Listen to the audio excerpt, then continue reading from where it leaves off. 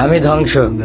এই জীবনে যতটুকু দুঃখ আমি পেয়েছি, সত্যি বলছি, তার এক বিন্দু পরিমাণও বহন করার শক্তি আমার ছিল না। কখনো চাইলেই কাঁদতে পারিনি, কখনো কারো কাঁধে মাথা রেখে বলতে পারিনি আমি ভালো নেই। তাই নিজের ভিতরেই সব জমিয়েছি হাসি মুখের আড়ালে, নীরবতার গভীরে।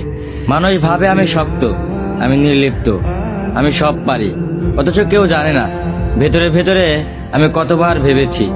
একা রাতে বালিশ ভিজিয়েছি, চোখের জল দিয়ে গোপনে যুদ্ধ চালিয়ে গেছি।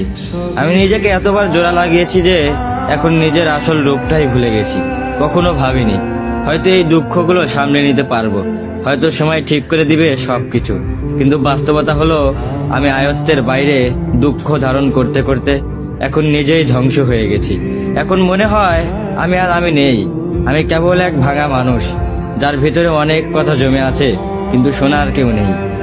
সবাই বলে খারাপ সময় সবসময় থাকে না, সময় ভালো হয়ে যাবে, কিন্তু কেউ বোঝে না সময় শুধু ক্ষত তৈরি করে, সেগুলো শুকায় না।